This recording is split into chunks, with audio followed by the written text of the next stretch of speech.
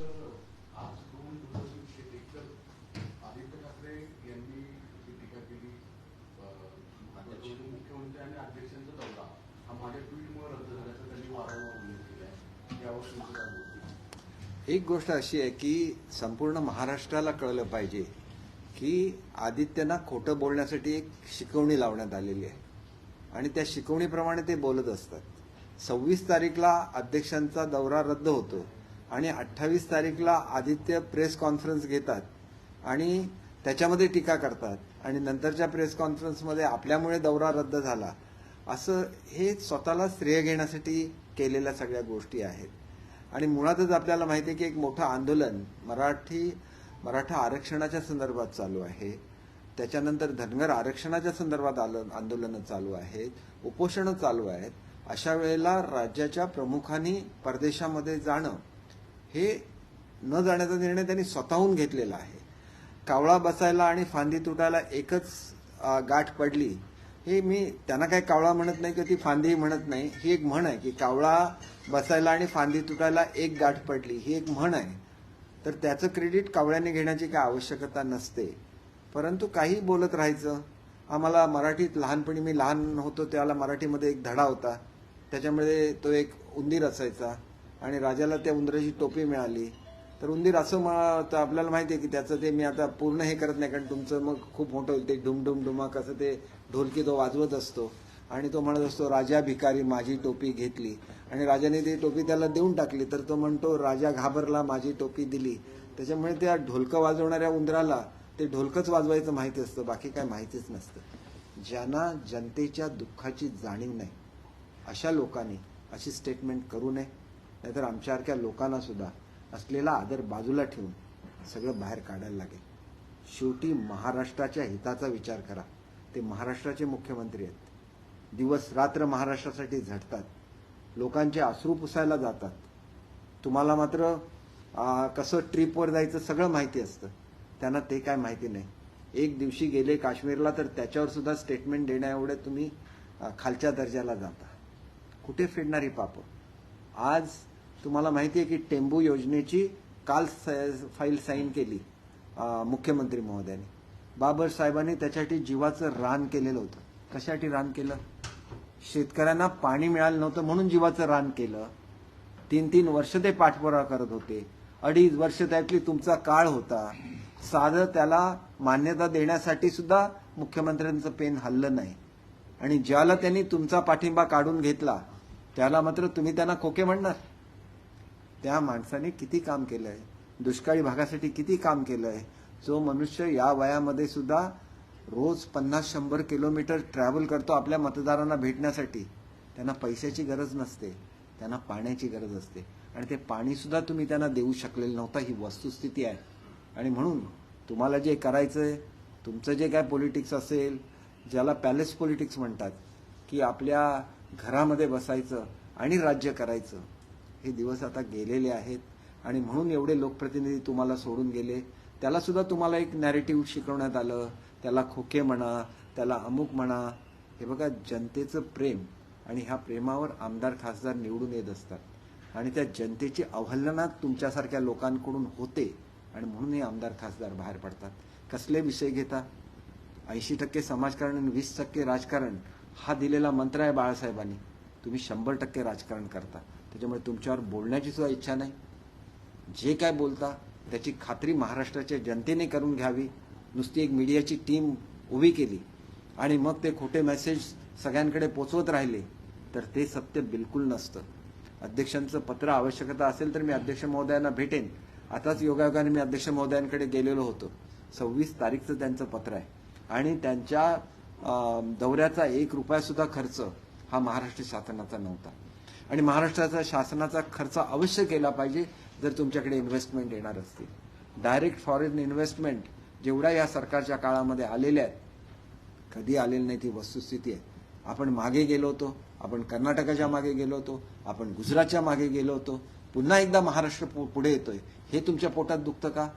एकीकडे म्हणायचं की केंद्र महाराष्ट्रातल्या इन्व्हेस्टमेंट घेऊन जातंय आणि ज्याला केंद्राने सिलेक्शन केलं MMR रिजनचं त्यावेळेला मुंबई तोडण्यासाठी हे आहे म्हणून तुम्ही म्हणणार. म्हणजे रायगडमध्ये सुद्धा गुंतवणूक होणार, ठाण्यामध्ये सुद्धा गुंतवणूक होणार, काय मुंबई शहरामध्ये गुंतवणूक होणार आहे, याचा विचार कुठेतरी केला गेला पाहिजे. सर्वसामान्य लोकांनी याचा विचार केला पाहिजे. आणि म्हणून याला गोबेल्स नीती म्हणतात, याला गोबेल्सचं राजकारण म्हणतात. आणि म्हणून या गोबेल्सच्या राजकारणाला बळी पडू नका, एवढंच मला हात जोडून महाराष्ट्राच्या जनतेला कळकळीची विनंती करायची. सर, एक ब्रेकिंग बातमी येते औरंगाबादमध्ये, म्हणजे छत्रपती संभाजीनगरमध्ये दत्तक शाळा योजना रद्द करा यासाठी शिक्षक क्रांती चौकामध्ये मोठ्या प्रमाणामध्ये सहभागी झालेत, आंदोलनाचा हत्यार उपसले आहेत, सरकार विरोधात घोषणाबाजी. एक गोष्ट अशी आहे की मुळात GR तरी वाचला पाहिजे. GR काय आहे की GR ॲडप्ट स्कूल हे त्याला दिलेलं नाव आहे. ह्याच्यामध्ये कुठल्याही शाळेचा कुठलाही हक्क हा कंपन्यांना दिला जाणार नाही. आज महाराष्ट्रामध्ये 75,000 शासकीय शाळा आहेत आणि ह्या 75,000 शासकीय शाळांचं जे इन्फ्रास्ट्रक्चर आहे याचं मेंटेनन्स जिल्हा परिषद करतं. आणि त्याच्यामुळे अनेक वेळेला तुम्हीच ह्याच्यामध्ये बातम्या तुमच्या मार्फत येत असतात की ह्या शाळेचं छत गळलं, त्या ठिकाणी आणि काहीतरी झालं, वरून छप्पर कोसळलं. ह्या परिस्थितीमध्ये तुम्हाला मुलांची चिंता नाही का? मुलांना चांगल्या टॉयलेट्स नको का? मुलांना चांगल्या कंपाऊंड वॉल नको का? मुलांना किंवा बसायला चांगले बेंचेस नको का? कंपन्या हेच देणार आहेत. तुम्हाला हे माहिती नसतं सुद्धा की CSR फंड असतो. ह्या CSR फंड हा NGOकडे जातो. सध्या NGO त्याच्यावर वेगवेगळ्या शिक्षणामधले प्रयोग करत असतात. या प्रयोगाची मला गरज नाही आहे. शिक्षण मंत्री म्हणून मला माझ्या विद्यार्थ्यांसाठी चांगलं इन्फ्रास्ट्रक्चर पाहिजे. याच्यामध्ये कुठलेही अधिकार हे कंपन्यांना दिले जाणार नाही आहेत. फक्त जो CSRचा पैसा तो शिक्षणावर खर्च करतात तो पैसा विद्यार्थ्यांपर्यंत पोचावा, एवढी एकमेव विनंती आहे. आणि याच्या पुढे मी सांगतो की शिक्षकांची ही भूमिका असेल की विद्यार्थ्याचं काही झालं तरी चालेल, आम्ही सांगू तेच झालं पाहिजे, तर ही भूमिका मला मान्य नाही. शिक्षण मंत्री म्हणून माझं डिपार्टमेंट हे विद्यार्थ्यांसाठी आहे आणि विद्यार्थ्यांच्या हिताचेच निर्णय आम्ही घेणार आहोत. कशा रीतीने शाळा दुरुस्त करायच्या, त्याच्यासाठी निधी कुठून आणायचा, आमचा प्रश्न आहे. आम्ही त्याच्यावर प्रसंगी लोकांकडे जाऊ, त्यांना विनंती करू आणि शाळांसाठी पैसे उभे करू. कारण खूप मोठं इन्फ्रास्ट्रक्चर आहे आमचं. 75,000 शाळांचा मेंटेनन्स एका वेळेला करणं आणि तो कंटिन्युअस मेंटेनन्स होत जाणं. आज शाळा दुरुस्ती केली, आज कंपाऊंड वॉल बांधली तर ती उद्या नादुरुस्त होऊ शकते. त्याच्यासाठी कंपन्यांनी 10 वर्ष त्याचं मेंटेनन्स करावं. आज ZP number 1, ZP number 2, ZP number 3, ZP number 4 नाव तेच राहणार आहे. फक्त जे लोक मेंटेन करतात त्यांनी ॲटलिस्ट मेंटेन करण्यासाठी त्यांचा CSRचा पैसा खर्च केलेला आहे. एवढं जनतेला कळलं तर त्याच्यामध्ये वाईट काय आहे? आणि ह्या सगळ्याशी शिक्षकांचा काय संबंध आहे हे सुद्धा मी शिक्षक संघटनांची उद्या मीटिंग की परवा बोलवलेली आहे. मला त्यांना एक्सप्लेन करायला लागेल. आणि त्याच्याशिवाय असे चुकीचा मेसेज समाजामध्ये जाणं अत्यंत घातक आहे. एकही रुपयाचा अधिकार ना स्कूल कमिटीचे अधिकार कमी केले, ना शिक्षक देण्याचे त्यांना अधिकार दिले. शिक्षकांचा पगार आम्ही देणार आहोत. शिक्षकांना पगार मिळतो, ह्या पगाराबद्दल त्यांनी क्वालिटी एज्युकेशन हे विद्यार्थ्यांना दिलं पाहिजे. आम्ही गुरु म्हणून त्यांना वंदन करतो. परंतु काहीही करायला लागलं तर तिथं मात्र शासनाला ठाम राहायलाच लागतं. केवळ मी पॉप्युलर झालो पाहिजे म्हणून मी कोणाने खोटं बोललं तर ते मी ऐकून घेणार नाही. शिक्षक संघटनांना बोलवणार, त्यांनी कशा रीतीची भूमिका घ्यायची किंवा शासनावर काय कॉमेंट्स करायचे याला सुद्धा मर्यादा आहेत. शेवटी ते शासनाचे नोकर आहेत. आम्ही शासकीय नोकरांना ज्या ज्या फॅसिलिटीज देतो प्रत्येक फॅसिलिटी आम्ही शिक्षकांना सुद्धा देतो.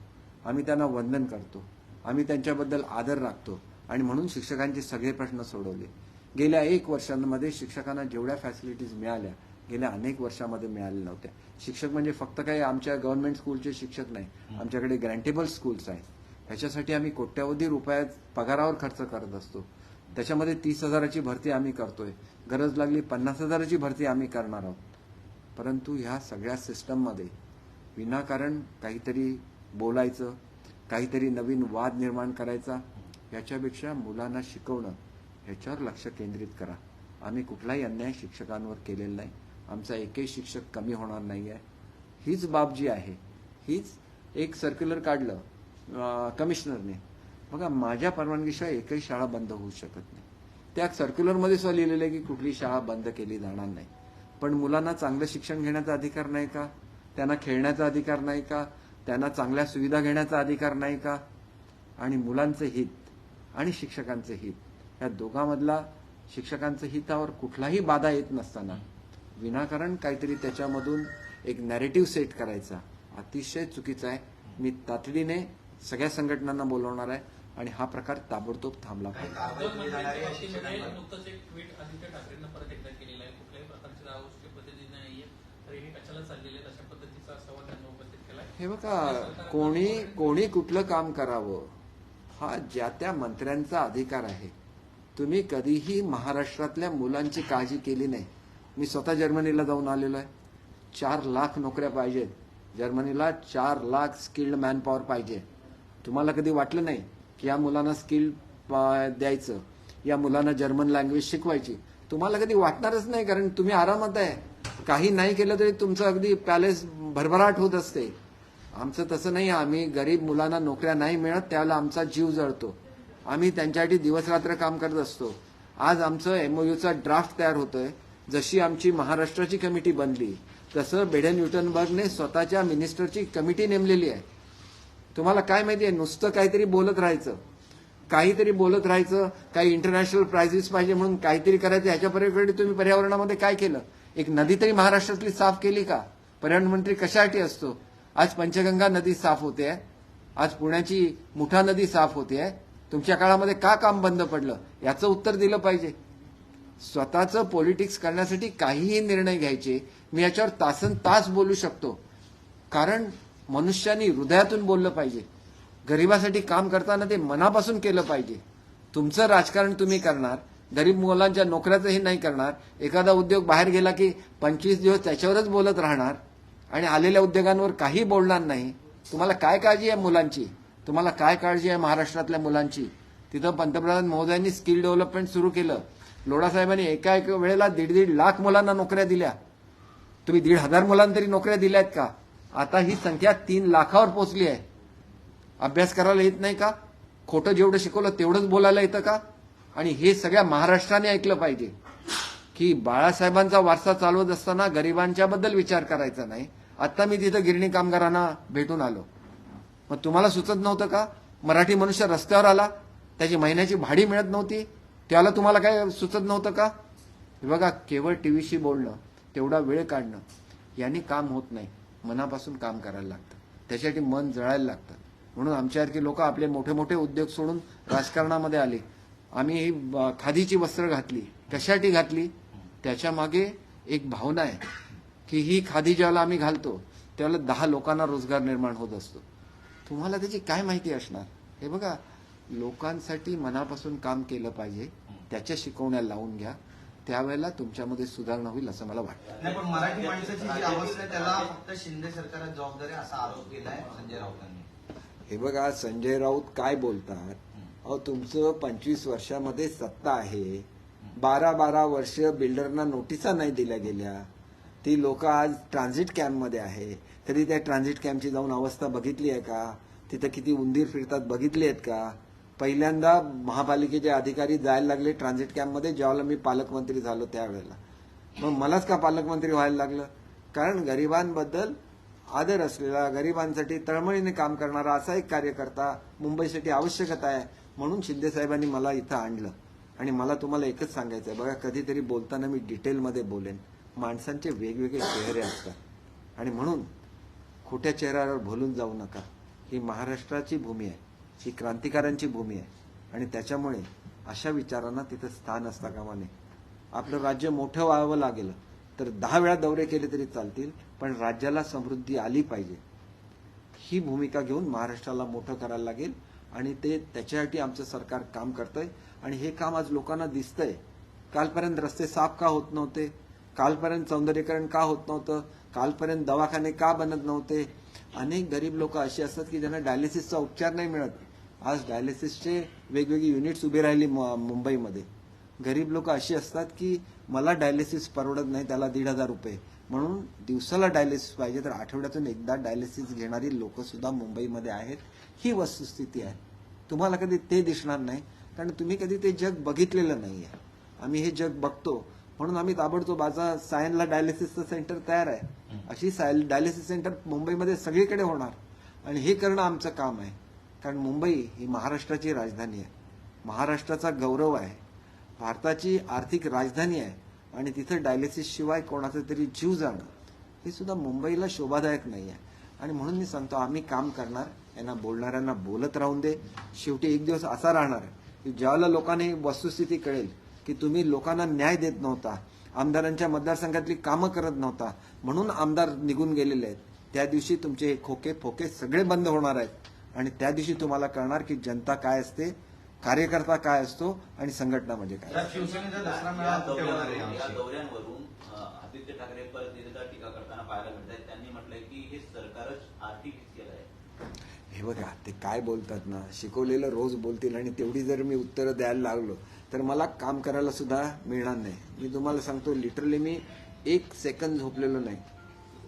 गणेश भक्तांचं स्वागत करण्यासाठी पालकमंत्री म्हणून मी प्रत्येक गणपतीजवळ गेलेलो आहे. अर्थात प्रत्येक विसर्जन ठिकाणी जाऊ शकत नाही पण सगळ्यात जास्त विसर्जन गिरगाव चौपाटीला होतं. मी रात्रभर झोपलेलो नाही. सकाळची फ्लाईट पकडून परत सिंधुदुर्गमध्ये गेलो, तिथल्या गणपतींचं हे केलं. तुम्ही दाखवायला आणि राजकारण करायला गणपतीचे दर्शन घेतात, आम्ही नाही करत. आम्ही मनापासून सेवा करतो. त्याच्या आदल्या दिवशी मी 4 वाजता झोपलो, त्याच्या आदल्या दिवशी 3 वाजता झोपलोय आणि 3ला झोपून परत 6ची फ्लाईट पडून परत सिंधुदुर्गमध्ये गेलोय, परत फ्लाईट पकडून कोल्हापूरला गेलोय, तिथल्या गणपतीला वंदन केलेलं आहे. आम्ही तुमच्यासारखी नाटकं करणारी लोक नाही. आम्हाला मनापासून सेवा करायची आहे. किती निर्णय झाले सांगा गणेशोत्सव मंडळांच्या बद्दल गेल्या या गणेशोत्सवाला, मग ती एवढी सेवा केली आणि गणेशोत्सव मंडळ जी सेवा करतात गणपतीची, म्हणून तर दुष्काळाचं अवर्षण टळलं. आज मी सांगलीला गेलो होतो, सांगलीला पाऊस सुरू झालेला होता, औरंगाबादला पाऊस सुरू झालेला आहे. 100% काय पिकं वाचणार नाहीत पण निदान लोकांना दिलासा मिळेल, प्यायचं पाणी मिळेल, जनावरांना चारा मिळेल, ही गणरायाची कृपा आहे. आणि ते मनापासून केलं ना. पहिल्यांदा वर्षावर सर्वसामान्य मनुष्य गेला वर्षावरचा गणपती बघायला आणि म्हणून गणरायाची कृपा संपूर्ण महाराष्ट्रावर झाली आहे. आणि म्हणून आता मी एका ठिकाणी गेलो, तिथं राजकीय घोषणा सुद्धा होत होत्या पण मी काय त्या राजकीय घोषणांकडे बघितलं नाही. मी गणरायाला वंदन केलं. तो गणराया कोणाचा हे महत्वाचं नाही, तो गणपती आहे, तो विद्येची देवता आहे, तो विघ्नहर्ता आहे. विघ्न हरण्याची आणि विघ्नाचा नाश करण्याची ताकद त्या गणरायामध्ये आहे. आणि त्याच्यामुळे मला एवढंच सांगायचं की आम्ही मनापासून लोकांची सेवा करू.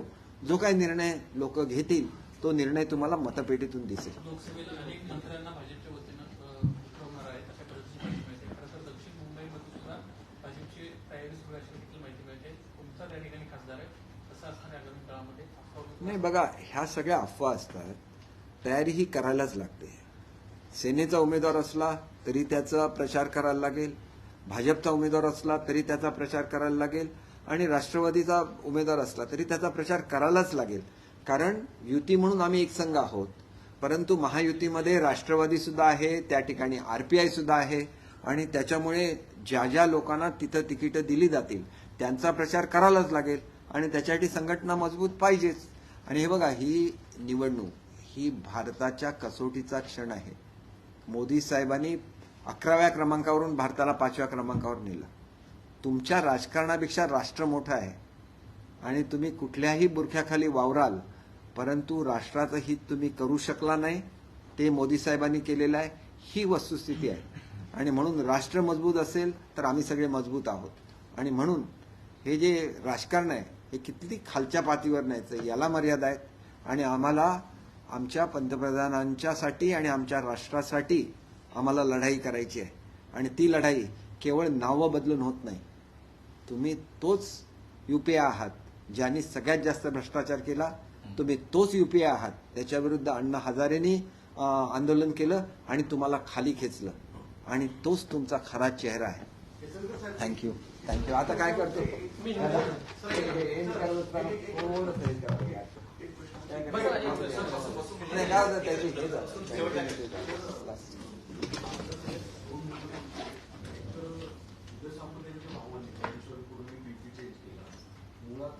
कोकणाची जागा आहे त्याच्यावरनं हा विषय खूप चर्चेचा होतो. किती जागा लढवणार तुम्ही? कारण की राणे यांचा पण दावा येतोय तिथे उदय सामंतांचे वंश दावा करतायत तिथे जागेवर. आणि दुसरी गोष्ट की अजित पवारांच्या सरकारच्या प्रवेशामुळे शिंदे गटांमध्ये जे आमदार मंत्री आहेत त्यांच्यामध्ये नाराजी अधिक वाटेल की अनेक विभागांमध्ये थेट इंटरफिअर करत आहेत. दुसरीकडे भाजपचे पण अनेक मंत्री नाराज असल्याचं समजतं. काय खरं? नाही बघा, वस्तुस्थिती अशी आहे की मी किरण भैयांना स्वतः ओळखतो किरण भैयांनी लोकसभा लढवावी असा आग्रह आम्हीच करत होतो त्यांच्याकडे. त्याच्यामुळे मुळात तेच लोकसभा लढवायला अजूनपर्यंत तयार झालेले नव्हते. त्याच्यामुळे लोकसभेवरून असं काय झालं असेल असं मला स्वतःला वाटत नाही. आणि जर काय नाराजी आपण म्हणता त्याप्रमाणे मंत्रिमंडळामध्ये एखादा प्रश्न झाला असेल, झाला नसेल आणि त्याच्यावरून काय नाराजी असेल तर मग ते पेल्यातलं वादळ आहे, ते कधीही संपू शकतं असं मला स्वतःला वाटतं. डीपी हे बघा, आपलं नाराजी कुठेतरी व्यक्त करायला लागते ना. व्यक्त करायची पद्धत भले चुकीची असेल पण ते नाराज असतील तर त्यांची समजूत काढली गेली पाहिजे एवढंच मला वाटतं. नाही नाही, असं बिनसण्याची शक्यता नाही. बघा, मी तुम्हाला एक गोष्ट अशी आहे की समजा मी मंत्री आहे तर माझा मतदारसंघ कोणीतरी सांभाळायला लागतो. तसं उदय सामंत साहेबांचं खालचं जे काही राजकारण असतं, कार्यकर्त्यांमध्ये प्रचार करणं, कार्यकर्त्यांना एकत्र ठेवणं, सगळं भैया करत असतात. आणि त्याच्यामुळे मला असं वाटत नाही की ते उदय सामंतांचे उजवे हात आहेत आणि त्याच्यामुळे ते काय राजकारणामध्ये फार नसतात. त्याच्यामुळे अमुकच हे घातला पाहिजे, नाही घातला पाहिजे एवढं ते विचार करतील असं मला स्वतःला वाटत नाही. एखादी इन्स्टंट काहीतरी कृती होऊन जाते की मी नाराज झालोय, काहीतरी दाखवलं पाहिजे, त्याच्यामुळे अशी कृती होऊन जाते. त्याच्यातून काय अर्थ काढण्याची गरज नाही. पण साहेब, राष्ट्रवादीच्या कामामुळे कुठेतरी नाराजी आहे का शिवसेना? हे बघा, असं आहे की हे सगळ्या उठवलेल्या वावड्या असतात. बघा, कुठल्या ह्याच्यामध्ये नाराजी नसते सांगा? कुटुंबामध्ये नाराजी नसते का? प्रत्येक निर्णय आपल्यासारखा होईल असं कसं गृहीत धरता येईल? आणि बघा, शिंदे साहेबांचा गणपती हा ठाण्याला होता, 1.5 दिवसाचा होता. मी अगदी वेळात वेळ काढून आलो सावंतवाडीहून, शिंदे साहेबांच्या गणपतीचं दर्शन घेतलं. साहेब येईपर्यंत सुद्धा थांबलो नाही, कारण मला दुसरी फ्लाईट पकडून परत माझ्या गावी जायचं होतं. शेवटी एक गोष्ट लक्षात द्या की प्रत्येकाच्या स्वतःच्या कमिटमेंट असतात. त्याच्या प्रत्येक कृतीमधून काहीतरी अर्थ काढायचा, ह्याला काहीही अर्थ नसतो. अख्खी जनता वर्षावर गेली. पहिल्यांदा जनतेने वर्षा म्हणजे काय ते बघितलं. तो शासकीय गणपती आहे, त्याचं दर्शन घेतलं. हे बघा, शेवटी असं असतं की प्रत्येक वेळेला दादा आलेत म्हणून शिंदे साहेब नाराज, किंवा शिंदे साहेबांनी काय केलं नाही म्हणून दादा नाराज, असं रोज बोलत राहण्यामध्ये काय अर्थच नसतो ना. मी दादांना रोज भेटतो इन द सेन्स काही काम असेल आणि दादा उद्या जीएसटीच्या मीटिंगला जायचं आहे तर दादांनी मला फोन करून सांगितलं. एवढा विश्वास आमच्या परस्परांमध्ये आहे. आज काय त्यांच्याकडे राज्यमंत्री नाही, ते कोणाला पाठवणार? बजेट वाचायचं होतं, त्याला फडणवीस साहेबांनी मला सांगितलं की तुम्ही बजेट वाचा. इतर कोणाला त्यांच्या बीजेपीच्या सांगू शकले असते ना. आमच्यामध्ये बीजेपी, सेना, राष्ट्रवादी असा भेदभाव नसतो. याचं त्यांनी मला कधीच सांगितलं नसतं जीएसटीला हे करा. त्यांच्या पक्षामध्ये अनेक सिनियर मिनिस्टर आहेत ज्यांनी अर्थ खात्याची कामं केलेली आहेत, त्यांना ते पाठवू शकले असते ना. हे बघा, शेवटी प्रेमाने जग जिंकता येतं. हे जे काय रोज नॅरेटिव्ह सेट केला जातो, हे आमचं सरकार खूप जास्त काम करतंय म्हणून आमच्यावर जास्त, ज्या झाडावर आंबे असणार त्याच्यावर लोक दगड मारणार. त्याला काय, आता ते दगड आम्हाला खायला लागतात कारण आंबे तर आहेत, आम्ही चांगलं काम करतो ही वस्तुस्थिती आहे आणि त्याच्यामुळे ते सहन केलं पाहिजे.